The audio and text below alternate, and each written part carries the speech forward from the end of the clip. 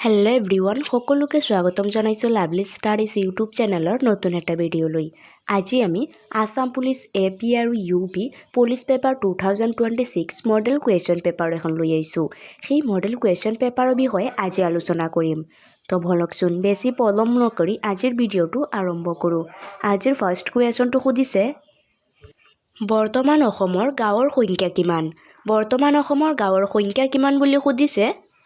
আপোনাৰ বাবে তলত 4টা অপশ্যন দিয়া আছে। এই 4টা অপশ্যনৰ মাজৰ শুদ্ধ উত্তৰটো হ'ব অপশ্যন চি 26,312খন। বৰ্তমান অসমৰ গাঁৱৰ সংখ্যা 26,312খন। নেক্সট কুৱেশ্যন অৰ্থাৎ 2 নম্বৰ কুৱেশ্যনটো সুধিছে, অসমৰ আটাইতকৈ ওখ থকা ৰেল ষ্টেচনটো কি? অসমৰ আটাইতকৈ ওখ থকা ৰেল ষ্টেচন কোনটো বুলি সুধিছে। আপোনাৰ বাবে তলত 4টা অপশ্যন দিয়া আছে। এই 4টা অপশ্যনৰ মাজৰ শুদ্ধ উত্তৰটো হ'ব অপশ্যন ডি জাতিংগা। অসমৰ আটাইতকৈ ওখ থকা ৰেল ষ্টেচনটোৰ নাম হৈছে জাতিংগা। নেক্সট কুৱেশ্যন অৰ্থাৎ 3 নম্বৰ কুৱেশ্যনটো সুধিছে, অসমৰ চূণশিল থকা ঠাইখনৰ নাম কি?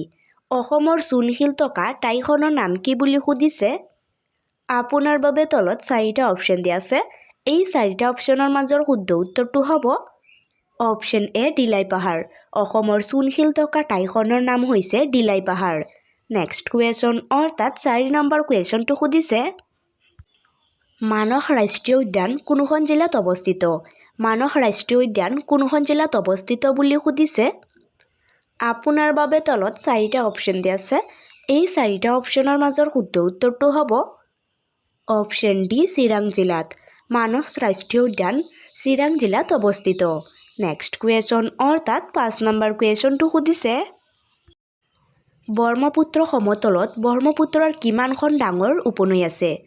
ব্ৰহ্মপুত্ৰ সমতলত ব্ৰহ্মপুত্ৰৰ কিমানখন ডাঙৰ উপনৈ আছে বুলি সুধিছে। আপোনাৰ বাবে তলত 4টা অপশ্যন দিয়া আছে। এই 4টা অপশ্যনৰ মাজৰ শুদ্ধ উত্তৰটো হ'ব অপশ্যন এ 30খন। ব্ৰহ্মপুত্ৰ সমতলত ব্ৰহ্মপুত্ৰৰ 30খন ডাঙৰ উপনৈ আছে। নেক্সট কুৱেশ্যন অৰ্থাৎ 6 নম্বৰ কুৱেশ্যনটো সুধিছে, কাছাৰ জিলাৰ মহকুমা। কাছাৰ জিলাৰ মহকুমা কি বুলি সুধিছে। আপোনাৰ বাবে তলত 4টা অপশ্যন দিয়া আছে। এই 4টা অপশ্যনৰ মাজৰ শুদ্ধ উত্তৰটো হ'ব অপশ্যন বি শিলচৰ। কাছাৰ জিলাৰ মহকুমা হৈছে শিলচৰ। নেক্সট কুৱেশ্যন অৰ্থাৎ 7 নম্বৰ কুৱেশ্যনটো সুধিছে, মানস ৰাষ্ট্ৰীয় উদ্যান কোনখন জিলাত অৱস্থিত? মানস ৰাষ্ট্ৰীয় উদ্যান কোনখন জিলাত অৱস্থিত বুলি সুধিছে। আপোনাৰ বাবে তলত 4টা অপশ্যন দিয়া আছে। এই 4টা অপশ্যনৰ মাজৰ শুদ্ধ উত্তৰটো হ'ব অপশ্যন বি বাক্সা। মানস ৰাষ্ট্ৰীয় উদ্যান বাক্সা জিলাত অৱস্থিত। নেক্সট কুৱেশ্যন অৰ্থাৎ 8 নম্বৰ কুৱেশ্যনটো সুধিছে, হাৰমতি এখন। হাৰমতি এখন কি বুলি সুধিছে। আপোনাৰ বাবে তলত 4টা অপশ্যন দিয়া আছে। এই 4টা অপশ্যনৰ মাজৰ শুদ্ধ উত্তৰটো হ'ব অপশ্যন চি কফি বাগিচা। হাৰমতি এখন হৈছে কফি বাগিচা। নেক্সট কুৱেশ্যন অৰ্থাৎ 9 নম্বৰ কুৱেশ্যনটো সুধিছে, বড়োলেণ্ড টেৰিটৰিয়েল এৰিয়া ডিষ্ট্ৰিক্টৰ অধীনস্থ জিলা কোনখন নহয়? বড়োলেণ্ড টেৰিটৰিয়েল এৰিয়া ডিষ্ট্ৰিক্টৰ অধীনস্থ জিলা কোনখন নহয় বুলি সুধিছে। আপোনাৰ বাবে তলত 4টা অপশ্যন দিয়া আছে। এই 4টা অপশ্যনৰ মাজৰ শুদ্ধ উত্তৰটো হ'ব option C Nalbari. Bodoland territorial area ডিষ্ট্ৰিক্টৰ অধীনস্থ জিলা নলবাৰী নহয়। নেক্সট কুৱেশ্যন অৰ্থাৎ 10 নম্বৰ কুৱেশ্যনটো সুধিছে, বিশ্বৰ বৃহত্তম নদীদ্বীপ মাজুলী কোনখন জিলাত অৱস্থিত? বিশ্বৰ বৃহত্তম নদীদ্বীপ মাজুলী কোনখন জিলাত অৱস্থিত বুলি সুধিছে।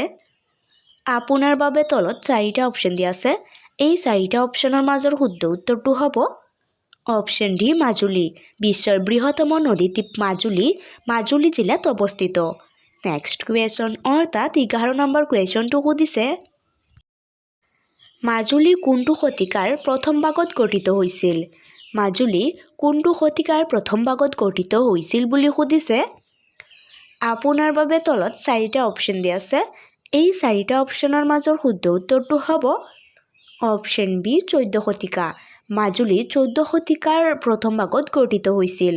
নেক্সট কুৱেশ্যন অৰ্থাৎ 12 নম্বৰ কুৱেশ্যনটো সুধিছে, প্লাইউড প্ৰস্তুতিত ব্যৱহৃত নোহোৱা গছবিধৰ নাম কি? প্লাইউড প্ৰস্তুতিত ব্যৱহৃত নোহোৱা গছবিধৰ নাম কি বুলি সুধিছে। আপোনাৰ বাবে তলত 4টা অপশ্যন দিয়া আছে। এই 4টা অপশ্যনৰ মাজৰ শুদ্ধ উত্তৰটো হ'ব অপশ্যন ডি শাল। প্লাইউড প্ৰস্তুতিত ব্যৱহৃত নোহোৱা গছবিধ হৈছে শাল গছ। নেক্সট কুৱেশ্যন অৰ্থাৎ 13 নম্বৰ কুৱেশ্যনটো সুধিছে কালবৈশাখী এবিধ। কালবৈশাখী এবিধ কি বুলি সুধিছে। আপোনাৰ বাবে তলত 4টা অপশ্যন দিয়া আছে। এই 4টা অপশ্যনৰ মাজৰ শুদ্ধ উত্তৰটো হ'ব অপশ্যন চি তীব্ৰবেগী বতাহ। কালবৈশাখী এবিধ তীব্ৰবেগী বতাহ। নেক্সট কুৱেশ্যন অৰ্থাৎ 14 নম্বৰ কুৱেশ্যনটো সুধিছে অসমত ৰিখটাৰ স্কেলত 8.7 হাৰত প্ৰবল ভূমিকম্প হৈছিল। অসমত ৰিখটাৰৰ স্কেলত 8.7 হাৰত প্ৰবল ভূমিকম্প কেতিয়া হৈছিল বুলি সুধিছে। আপোনাৰ বাবে তলত 4টা অপশ্যন দিয়া আছে। এই 4টা অপশ্যনৰ মাজৰ শুদ্ধ উত্তৰটো হ'ব অপশ্যন বি 1897 চনত অসমত ৰিখটাৰৰ স্কেলত 8.7 হাৰত প্ৰবল ভূমিকম্প 1897 চনত হৈছিল। নেক্সট কুৱেশ্যন অৰ্থাৎ 15 নম্বৰ কুৱেশ্যনটো সুধিছে অসমৰ বৰ্তমান সৰ্বাধিক মাটিকালিৰ আয়তন জিলাখনৰ নাম কি? অসমৰ বৰ্তমান সৰ্বাধিক মাটিকালিৰ আয়তন জিলাখনৰ নাম কি বুলি সুধিছে। আপোনাৰ বাবে তলত 4টা অপশ্যন দিয়া আছে। এই 4টা অপশ্যনৰ মাজৰ শুদ্ধ উত্তৰটো হ'ব অপশ্যন চি কাৰ্বি আংলং। অসমৰ বৰ্তমান সৰ্বাধিক মাটিকালিৰ আয়তন জিলাখনৰ নাম হৈছে কাৰ্বি আংলং জিলা। নেক্সট কুৱেশ্যন অৰ্থাৎ 16 নম্বৰ কুৱেশ্যনটো সুধিছে অসমৰ আটাইতকৈ কম আয়তনৰ মাটিকালি জিলাখনৰ নাম কি? অসমৰ আটাইতকৈ কম আয়তনৰ মাটিকালি জিলাখনৰ নাম কি বুলি সুধিছে। আপোনাৰ বাবে তলত 4টা অপশ্যন দিয়া আছে। এই 4টা অপশ্যনৰ মাজৰ শুদ্ধ উত্তৰটো হ'ব অপশ্যন চি কামৰূপ মহানগৰ। অসমৰ আটাইতকৈ কম আয়তনৰ মাটিকালি জিলাখনৰ নাম হৈছে কামৰূপ মহানগৰ। নেক্সট কুৱেশ্যন অৰ্থাৎ 17 নম্বৰ কুৱেশ্যনটো সুধিছে কোনটো শতিকীয় বছৰত অসমত শতিকাৰ ভিতৰত আটাইতকৈ বেছি জনসংখ্যাৰ বৃদ্ধিৰ হাৰ 53.26 দেখা গৈছিল। কোনটো শতিকীয় বছৰত অসমত শতিকাৰ ভিতৰত আটাইতকৈ বেছি জনসংখ্যাৰ বৃদ্ধিৰ হাৰ 53.26 দেখা গৈছিল বুলি সুধিছে। আপোনাৰ বাবে তলত 4টা অপশ্যন দিয়া আছে। এই 4টা অপশ্যনৰ মাজৰ শুদ্ধ উত্তৰটো হ'ব অপশ্যন বি 1991 চনৰ পৰা 1961 চন। 1991 চনৰ পৰা 1961 শতিকীয় বছৰত অসমত শতিকাৰ ভিতৰত আটাইতকৈ বেছি জনসংখ্যাৰ বৃদ্ধিৰ হাৰ 53.26 দেখা গৈছিল। নেক্সট কুৱেশ্যন অৰ্থাৎ 18 নম্বৰ কুৱেশ্যনটো সুধিছে 2011 চনৰ লোকপিয়ল মতে অসমৰ জনসংখ্যা ভাৰতৰ মুঠ জনসংখ্যাৰ 10%। 2011 চনৰ লোকপিয়ল মতে অসমৰ জনসংখ্যা ভাৰতৰ মুঠ জনসংখ্যাৰ 10% বুলি সুধিছে। আপোনাৰ বাবে তলত 4টা অপশ্যন দিয়া আছে। এই 4টা অপশ্যনৰ মাজৰ শুদ্ধ উত্তৰটো হ'ব অপশ্যন ডি 2.58%। 2011 চনৰ লোকপিয়ল মতে অসমৰ জনসংখ্যাৰ ভাৰতৰ মুঠ জনসংখ্যাৰ 2.58%। নেক্সট কুৱেশ্যন অৰ্থাৎ 19 নম্বৰ কুৱেশ্যনটো সুধিছে অসমৰ কোনখন জিলাত জনবসতিৰ ঘনত্ব আটাইতকৈ বেছি? অসমৰ কোনখন জিলাত জনবসতিৰ ঘনত্ব আটাইতকৈ বেছি বুলি সুধিছে। আপোনাৰ বাবে তলত 4টা অপশ্যন দিয়া আছে। এই 4টা অপশ্যনৰ মাজৰ শুদ্ধ উত্তৰটো হ'ব অপশ্যন বি কামৰূপ মহানগৰ।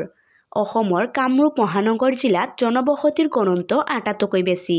নেক্সট কুৱেশ্যন অৰ্থাৎ 20 নম্বৰ কুৱেশ্যনটো সুধিছে অসমত আটাইতকৈ বেছি লিংগৰ হাৰ পোৱা জিলাখন হ'ল। অসমৰ আটাইতকৈ বেছি লিংগৰ হাৰ পোৱা জিলা কোনখন বুলি সুধিছে।